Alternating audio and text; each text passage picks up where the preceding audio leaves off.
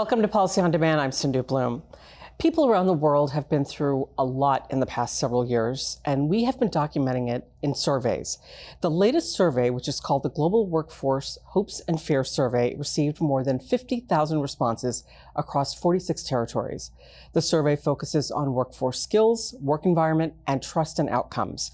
To walk us through some of those results, I'm pleased to be joined today by Bhushan Sethi, a principal with Strategy and at PwC. Bhushan, thanks for being here, and it's great to see you again. Great to see you again, Sindhu. So the survey specifically focuses on the theme of reinvention readiness.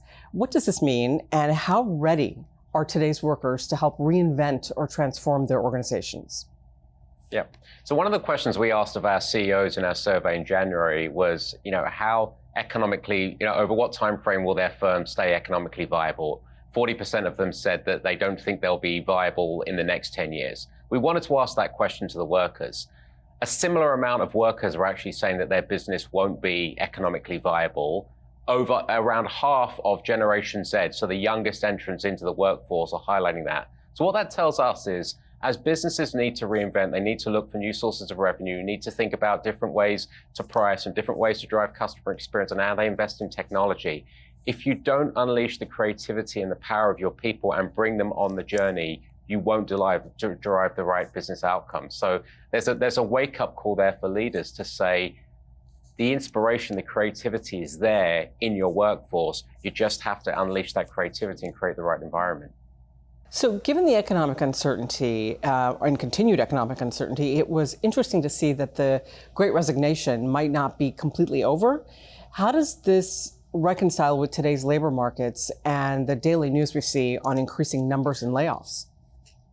Yeah, it's confusing business people, it's confusing economists. 1 in 4 people in our survey are saying that they're going to be looking for other jobs. They're also saying that they're going to be demanding pay rises and promotion at a greater level than last year's survey. It just highlights the real tale of two workers. We see specialist workers, those that have specific qualifications and experience, having a much more fulfilling experience, being much more open to thinking about new skills and having greater job satisfaction and opportunity.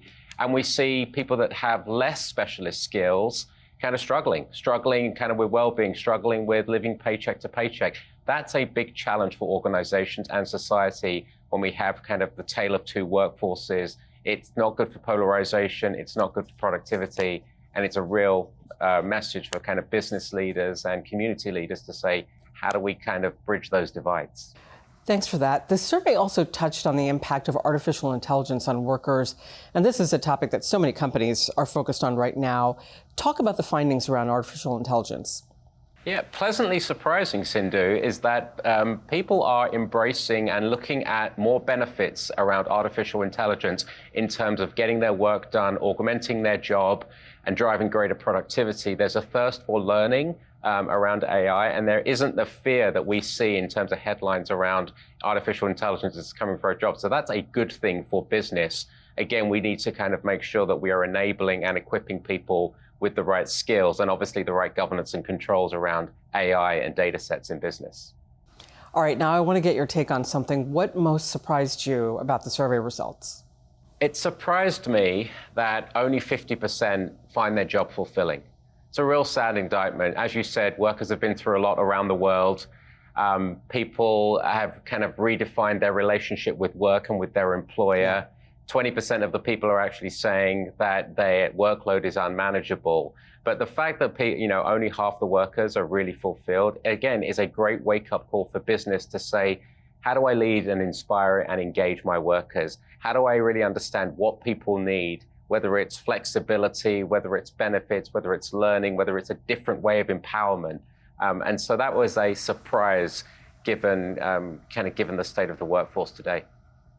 All right, and based on the findings in the 2023 survey, what do you think are lessons learned for employers?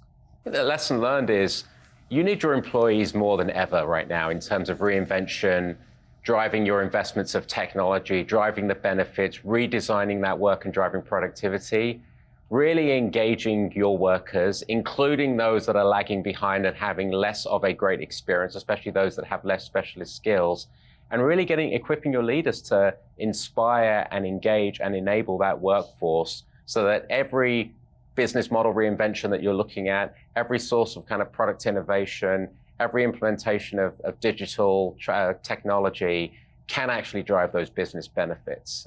So again, it's a worker survey, but there's something here for everyone in terms of business leaders on how you run your business and how you transform and grow your business. Sure. What is the biggest change in this year's survey from last year? The skills gap is widening in terms of skills inequity, which is dangerous for society and dangerous for business.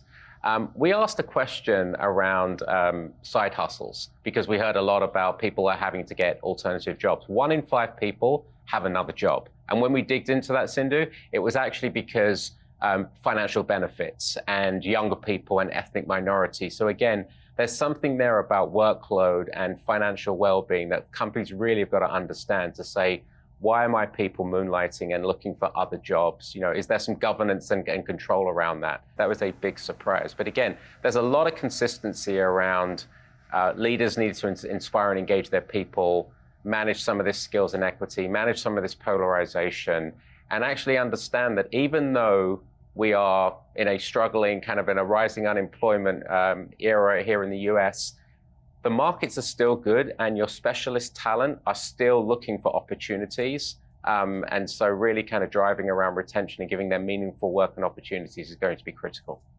It sounds like a lot of continued change for us going forward. Bhushan, thank you so much for walking through that. It's really interesting, and I appreciate you taking the time to do this. Thank you. For more on this year's survey, the complete findings and other materials are included in the description of this episode. And as always, thank you so much for watching, and stay with Policy on Demand for the latest developments from Washington and around the world. Take care.